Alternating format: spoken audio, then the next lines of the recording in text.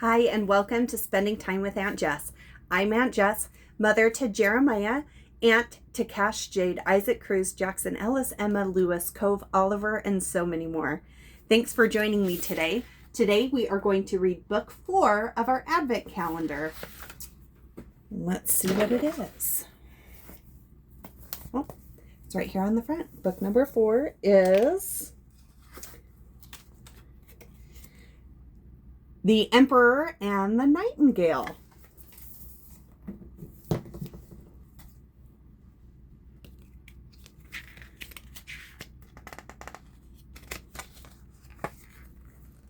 Okay.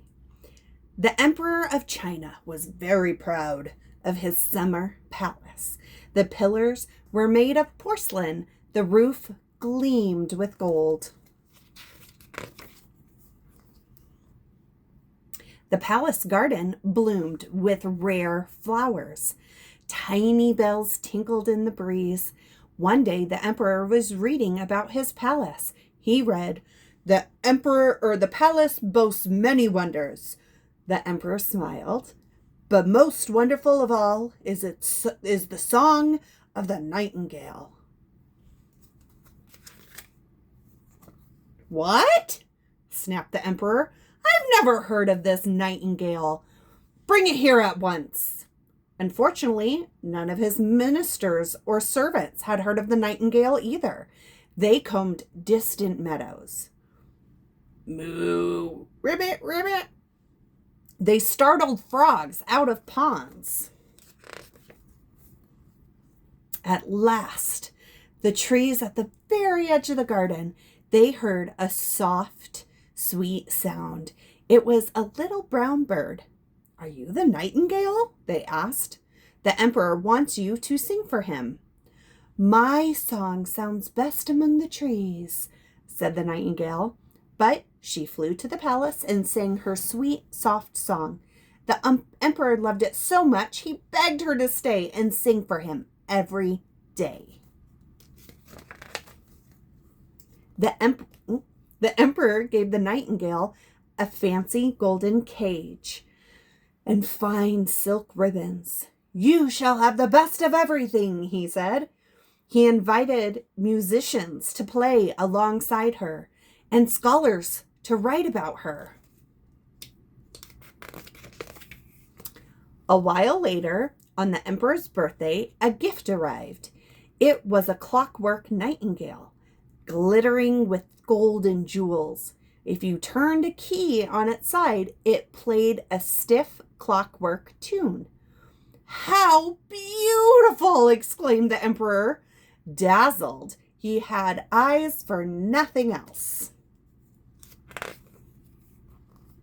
The emperor played the clockwork nightingale every day and every night. He forgot all about the little brown bird until one day he turned the key and heard a sharp twang and then nothing. Some part of the clockwork had snapped. No one knew how to fix it. Now the emperor longed for the little brown bird, but she had long since flown away.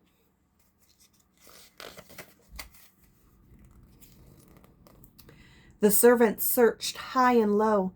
This time, no one could find her. The emperor was heartbroken. He took to his bed and stayed there. His room was full of silence and shadows. His doctors feared he was close to death.